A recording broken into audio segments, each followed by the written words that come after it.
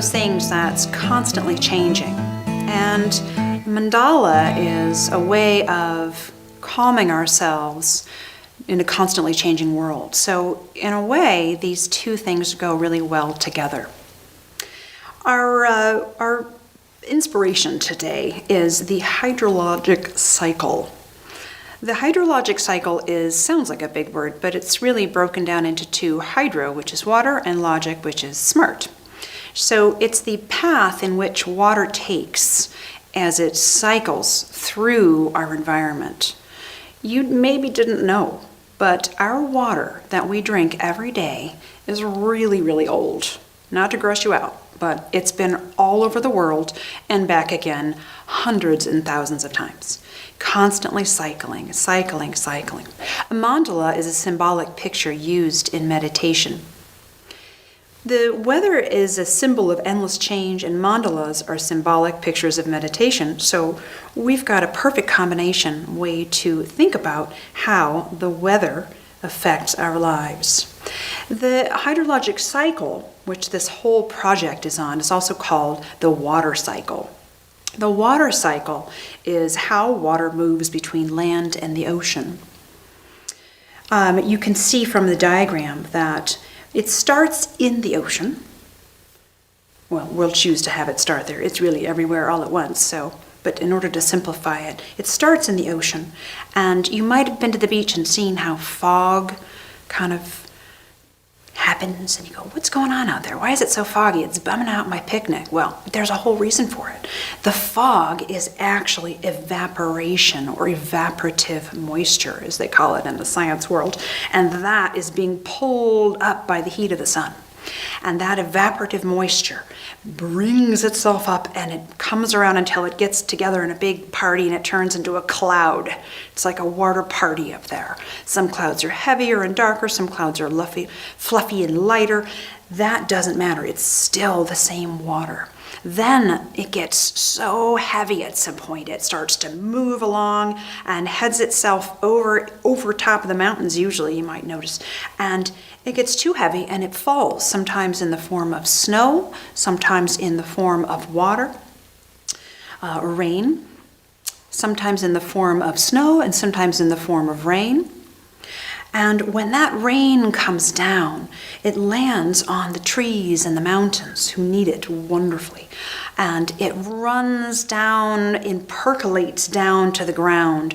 Or if it lands on the tree uses it in its whole other process. And it goes into the tree and ends up out the roots. And it's still water. And it's flowing down, always down, returning back to the ocean. So on the way to the ocean, it goes through the ground, percolates through the rocks, ends up in a river. You might be swimming and floating on your inner tube in it, but it's still water. And eventually it makes its way back to the ocean. So that's the cycle. Now, we're not really talking about science here today too much. We're going to be making some arts.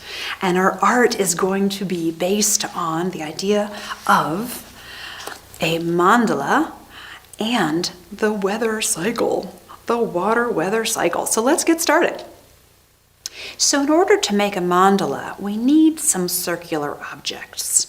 I've gone through my cupboards, gone through my art supplies, and found various things in small to large sizes. I have got a lid, another lid, a round, beautiful piece of painter's tape. I've got a saucer. I've got what is this? A yogurt lid. And I have a plate. So the first thing we want to do is you want to find what I call the middle, or the visual middle of my paper. You could turn your paper either horizontally or vertical. It doesn't matter today because we're making something round.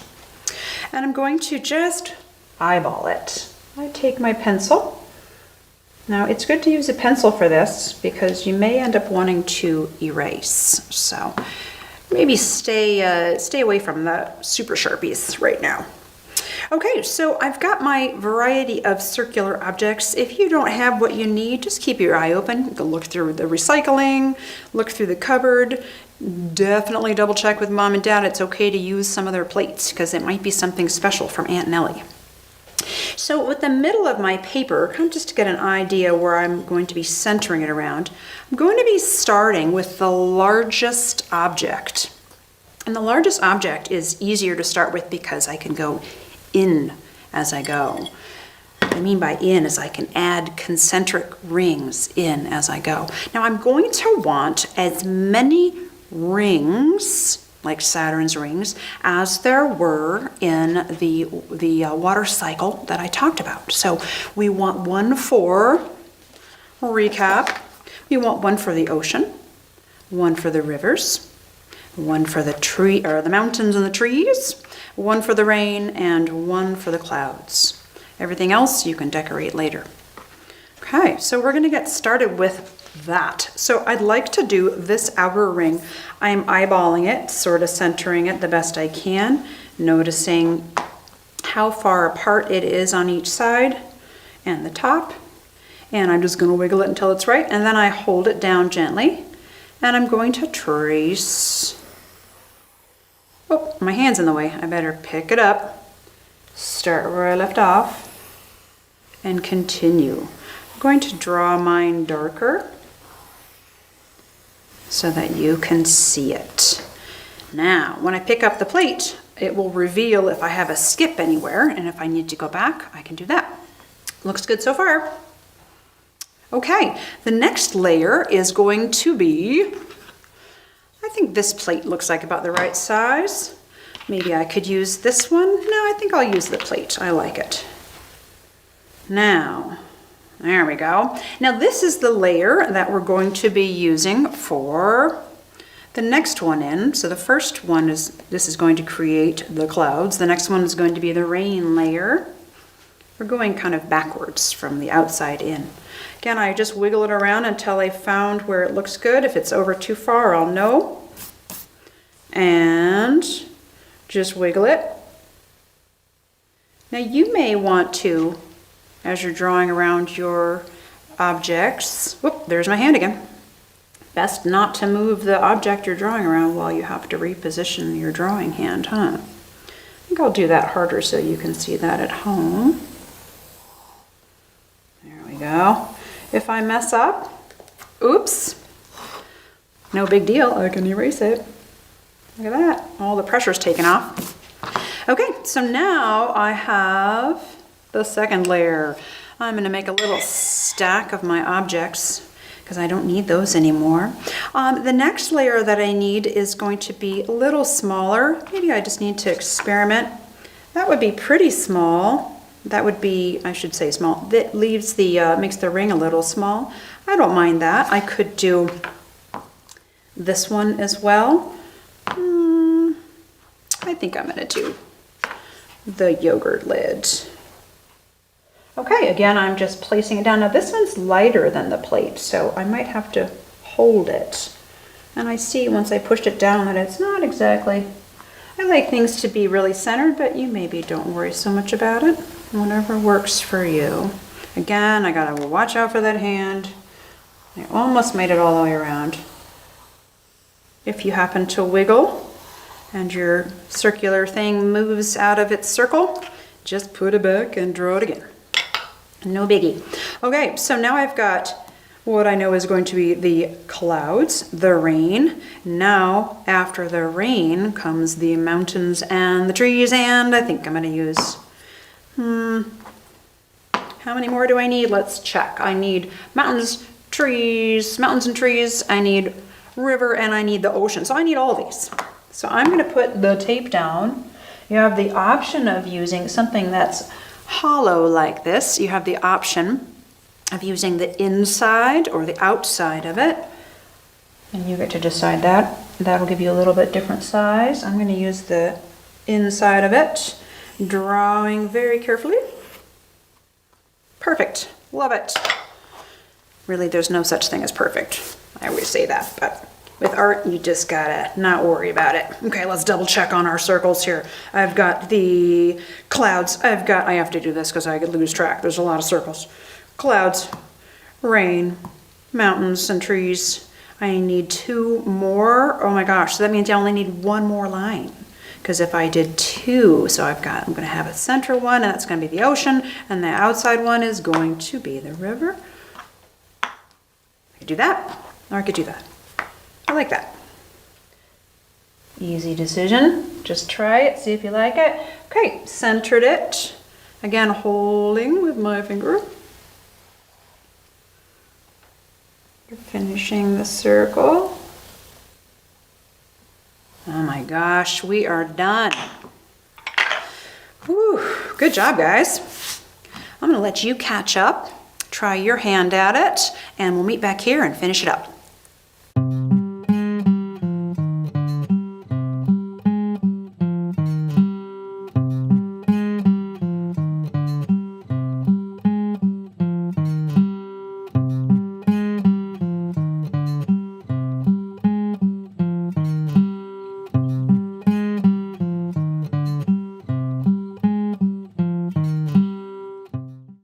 Okay, so now we're ready to start thinking about how we want to represent those different layers of the water cycle.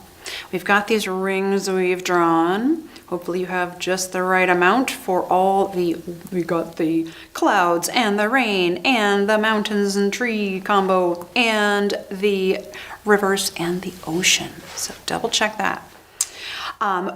Thinking about the outer layer. We've got sort of a fun thing to draw. Clouds, they can be just squiggly lines. You get to decide what your clouds are going to look like. I did some ideas, drew some ideas of what clouds are. Some potential cloud patterns for you. I found some of these on the internet. I looked up, just typed in black and white clouds. Line drawings, clip art, that kind of thing. Otherwise, you just get pictures of the sky. And it helped me to get some ideas about how I wanted to represent my clouds in my drawing.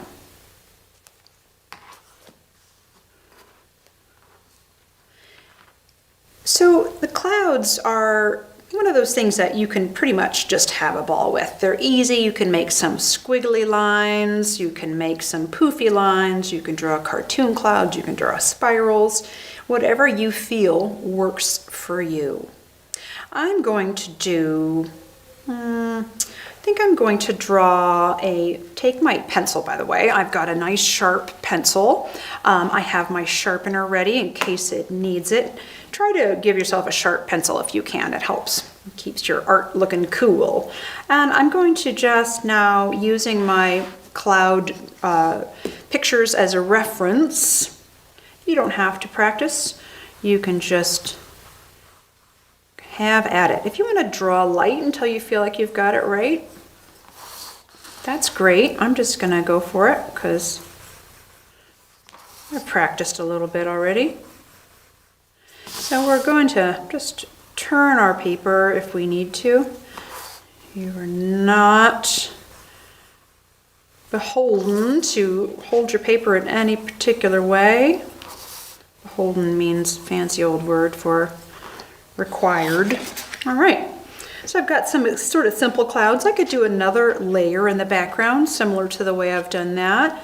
Let's just do that because clouds are awesome. This time of year, I've noticed that there's really big, cool, poofy, high clouds over the mountains. Sometimes, they're having fun, they're getting squishy. Lots of clouds. Sometimes you have to look at clouds from your memory. If you've ever been on an airplane, it's been a little while since I've been on an airplane, maybe you too. And look out the window and sometimes you just think, whoa, that's so cool. Those clouds are so poofy and it feels like they're solid, but really it's just water. Next layer, we have to think about something wonderful that happens when all that water that's in the clouds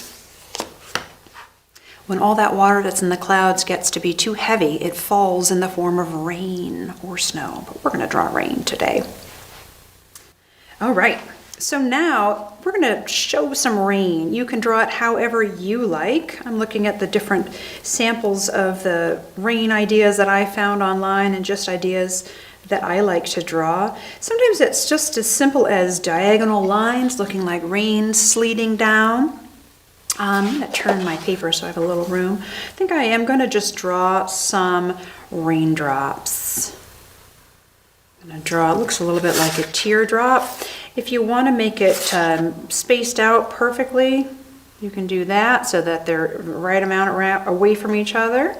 You can also just draw different sized raindrops. You could draw cartoon raindrops. I am turning my paper as I do this. There's a big one.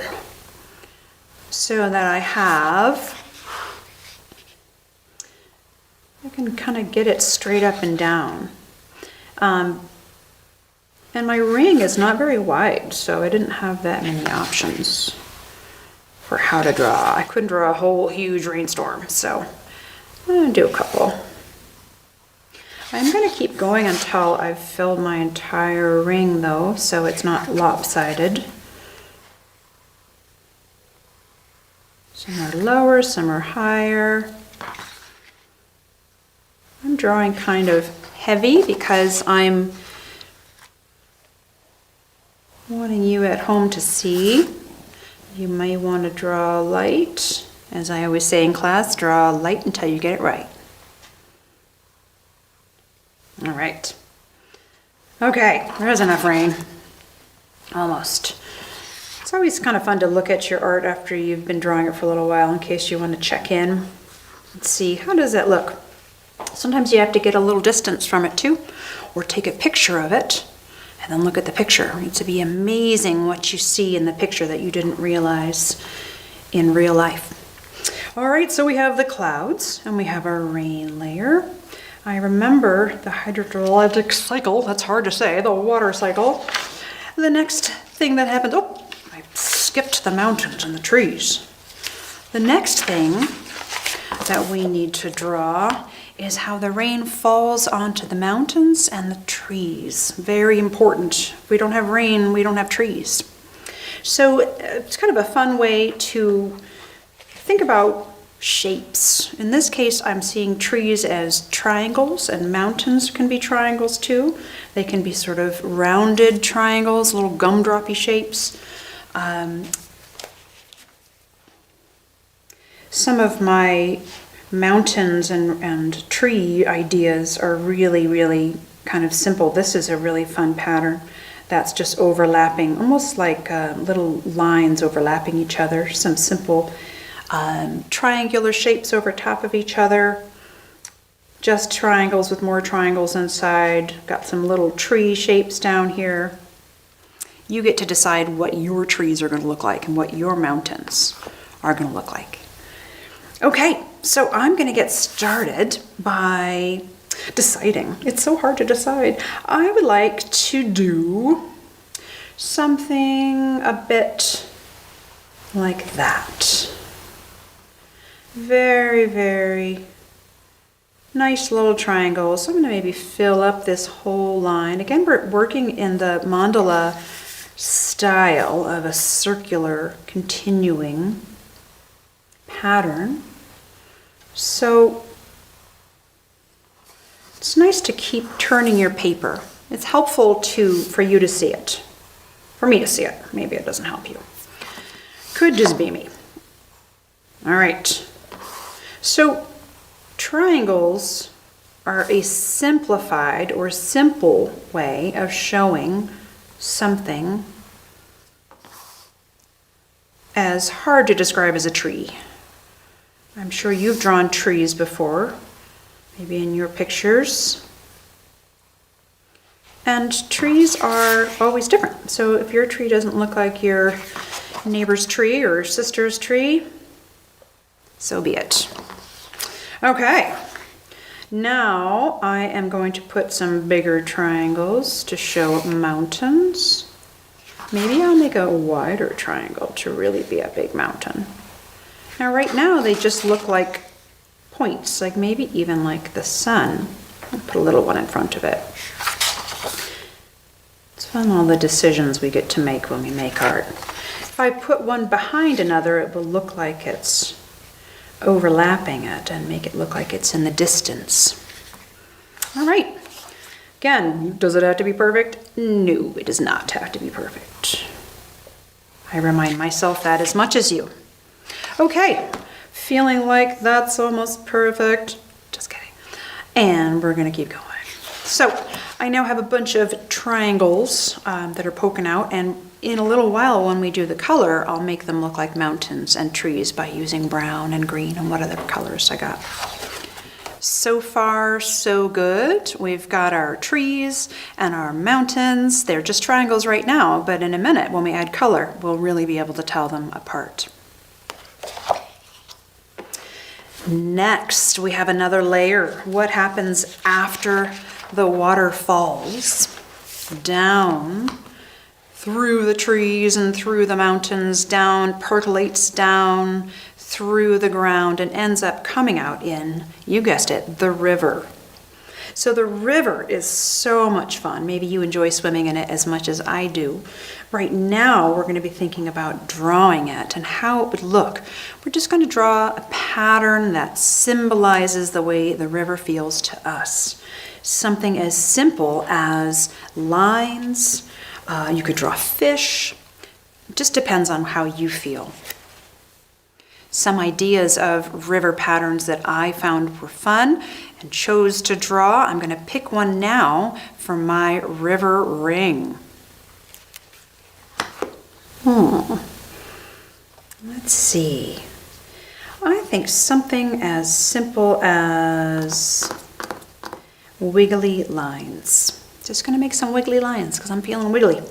I'm going to be adding the wiggly river lines to this ring here. I know I already have a ring, so I can follow that. If I just go crazy and draw it, it'll look one way. Maybe that's your style. If I am more careful, it'll look another way. All ways are perfect. Any way you decide to draw it. Now, stop stalling, Nancy, and just start drawing. Whoa. Now remember, rivers are pretty smooth. There's not really a square river anywhere that I've seen. Not many corners in a river. So just adding the curves and turning my paper. Check in with your bod, see if your arm's getting sore, if your pencil's getting a little soft, if it's feeling kind of dull. Time to sharpen the pencil. Yeah, looks better. Okay, that's good. I think I will do another couple of lines because the lines are so fun. One of the elements of art are lines. Got quite a few elements of art in our picture today. We've got lines, we've got shapes. See the triangle shapes, see the drip shapes. We've got more lines up in the clouds. We've got our rings, which are actually circles. Boy, we've been busy. Wow, looking good. Wonder how you're doing at home, how your river's looking so far. I'm doing my best to stay in the ring lines that separate the different layers of the water cycle. Looking good. I might add one more bigger layer. That's what happens when you start drawing. It's hard to stop sometimes. There we go. Now don't forget, if while we're working on this you get thirsty or hungry or sleepy, pause the video and do what you need to do because it's all about you. You and the water today. Okay, so far so good. We've got the river finished. We're drawing in our pencil right now. In a minute, we're going to be using our colored pencils to add some more color so you can really see what layer is what. but we have one left. One layer left, the center layer. One center layer left. I wonder, that circle is a very important circle. It's where all the water ends back up. It's why everything happens in the ocean, why we have to take good care of it. So the ocean is something that's like the river. It's still, the ocean is like the river. It's still water, but it's a little different. It might have a different movement or a different feeling or a different intensity. Maybe the ocean crashes where the river just sort of bubbles and rumbles by. That kind of action, that drama, you can show with your marks now.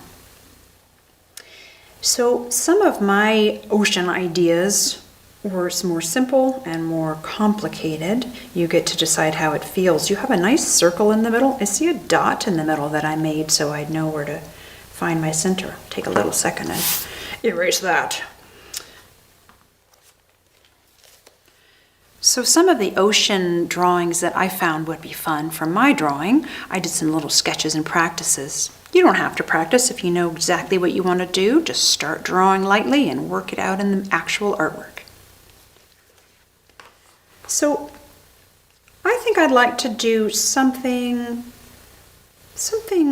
close to the river, because it's something close in the pattern and the lines of the river, because it's similar to that. But maybe, I have choices. I think I'm going to do the wave, just the simple wave pattern, but I'm not going to just draw it across the center line. I'm going to draw the waves around. It might be tricky. Let's see if I can do it. So I know that I want to fit each wave next to the other, kind of like a C shape. And we'll see how it looks. Now at this point, when I start to get all precious about my art, oh, it has to look just right, I go, Nancy, just make it and let it be what it is. Just like the ocean. The ocean doesn't worry about if its waves are perfect, if its waves are exactly the same size each time. Just tell myself not to stress out. Squish a wave in there if you need to. Yes! Good thing I reminded myself that, because it's looking good so far. Okay, so I think I'm going to stop drawing there because I like it. Now, I might want to do a little cleanup on it with the pencil lines in a minute, but the next layer is we're going to be adding Sharpie marker to our drawing. We're going to be carefully drawing over top of all of our pencil lines. So if you need to take a little break and go outside, stretch your legs, maybe get a glass of water, go ahead and do that, and I'll see you back here in a minute.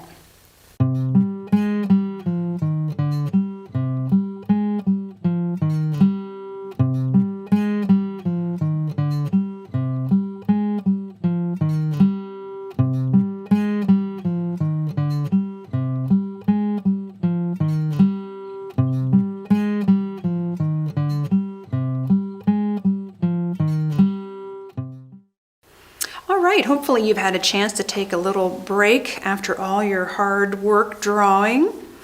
Right now we're going to be using a Sharpie marker if you have it. If you don't have a Sharpie, you could use a colored pencil, you could use a regular marker, whatever you have that will really add some color and some pop to your pencil drawing. So you want to approach this with a sort of calm. How do I say it? Sharpie is definitely forever. Even the fine Sharpie that I'm using today, if you have a thick Sharpie, that will work too. You can choose whichever one feels best for you in your drawing. I have a lot of little details, so I want to use my fine Sharpie. Now, the tricky thing about going around your circles, the first step I like to do is to go over the circle pencil lines with the Sharpie. It can be hard to do if you are wiggly at all. So it might help for you to have your original circular things that you can sketch around. So you want to start with just like you drew with your pencil, start with your largest objects, put it back over top, draw around. Now, sometimes your pen may get on the edge of the plate. So if you're using a fancy plate from Grandma's china cabinet, maybe think of a different plate. The next layer was another plate, doing the same thing. Drawing, setting my plate back down on the other ring that I had drawn in pencil earlier. Sometimes you don't get it just perfect, and just wiggle it with your eyes and your hands till it gets to be where you want it. What did I use next? I think I used the yogurt lid. Aha. Okay. Again, I'm just placing it down as best I can. Don't stress out too bad if you don't get it perfect. We're going to be erasing our, oh, there I go. Good example. I goofed. Keep going. All right. We're going to be erasing our pencil lines afterward. I think the blue tape, I remember that, oop, there's a dog hair. That's my dog Chester. If any of you at home remember Chester, his hair is everywhere. Oh my gosh. And so I'm going to go on the inside of this one because I did it on the inside. Pretty good. Let's see, I think I used the little lid. And that's my final circle. And whoops. Good enough. And I'm trying to be careful again, just like I was, because Sharpie kind of runs away sometimes. Oh gosh. You have to kind of position yourself in the right way. Move your arm. All right. Very good. I think we did it. So now I have, what do I have to do? I'm going to start in the middle. If I start in the middle and work my way out with Sharpie and also with my colored pencils when it's time for those, I will be less likely to smear and make a kind of a big mess out of my drawing. So I'm going to use my Sharpie and go over top of all the lines.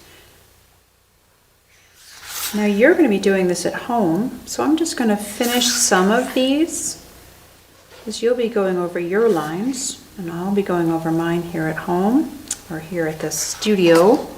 And when we come back together, you'll have hopefully you'll have all of your pencil lines colored with Sharpie, colored over, so that's all black lines. And when we're done with that, we're going to take an eraser and we're going to erase over any pencil lines that are showing outside of the Sharpie lines. That way we'll have a nice clean slate to get us start with our color. We'll see you back in a minute.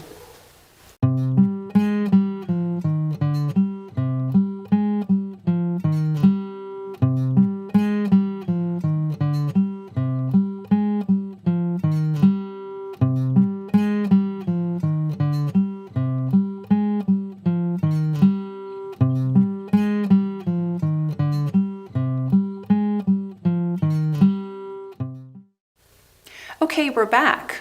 So hopefully you've had enough time to use your Sharpie and go over all of your pencil lines nice and careful and slow so that you could get fabulous black lines.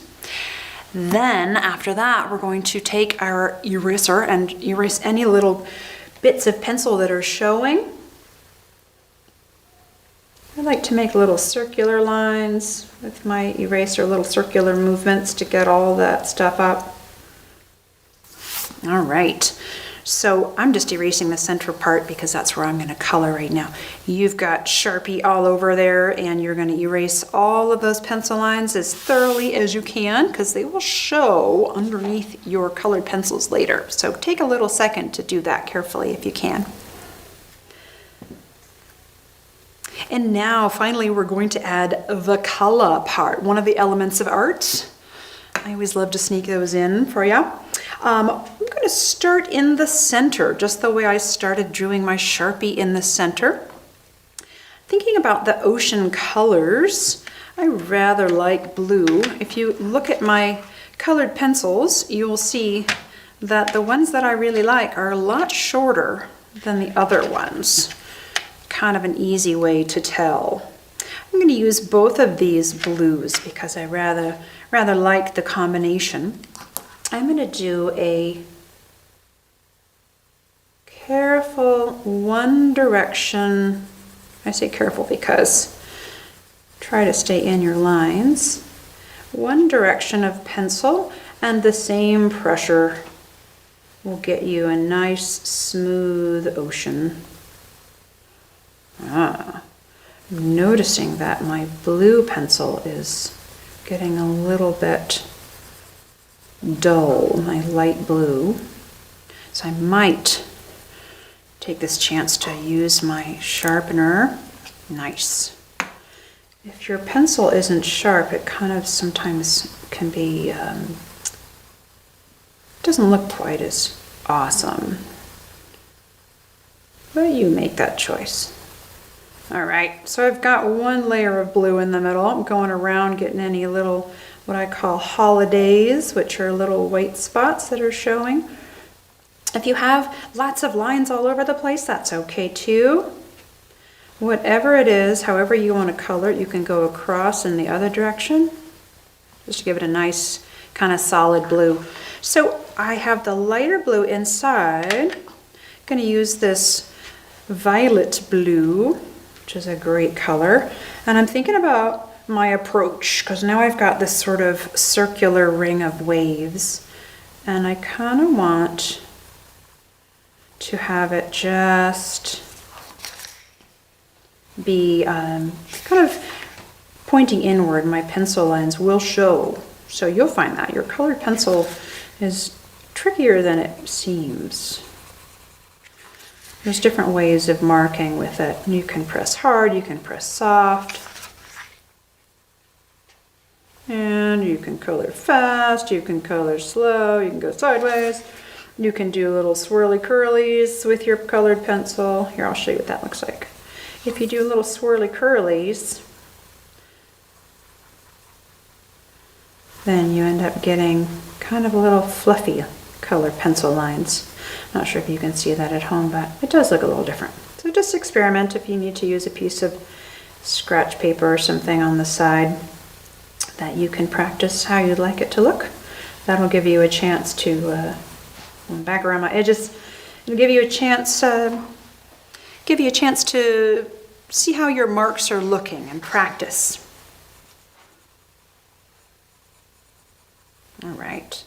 If you go outside of your lines, no biggie. All right. So I'm rather liking this. I'm feeling like I'm liking where it's starting. The ocean is a very important part. It's right in the center. And the next layer is the river. And the river, we could make it blue again, but it might start to look like part of the ocean. So I'm going to change the colors just a little bit. I'm going to add a little greens, not too much. Going to go into my colored pencils, and I'm going to choose, just look and see what you've got. I'm going to choose 2 greens that are pretty, and I'm also going to use, I think I'm going to use a couple of blues too. All right, so put those up there because I know I'm using them. While I've got them up here, I'm looking to see if they're, if they need to be sharpened. This one's pretty good, but I think I could give it a little turn. Good. You can tell a lot by how the pencil feels in your sharpener, so pay attention to that when the next time you're sharpening. You can tell, is it lopsided? Sometimes you go to sharpen it and it only sharpens one side. And again, I'm just turning my paper every time I need to. You may be able to just color straight. Let me see if I can do it. Oh yeah, I can do it. Now, it's a good time to check in with yourself as you're in the midst or in this middle of coloring. Just check in with your body. I always like to kind of feel my shoulders, feel my back, feel what if I'm sitting on, if I'm comfy. Do I need to pet the dog? Do I need to go outside for a minute? You know, it's not a race. Just do what you need to do. All right, liking that first layer of green. I'm going for the next layer of green, a darker green this time. I'm going to go around.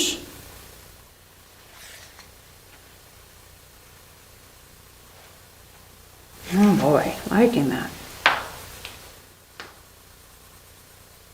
So when you get to your outer layers, just keep going. Your outer rings. Next ring would be the trees and the mountains. Coloring is fun, but it's a slow process. You can't hurry it.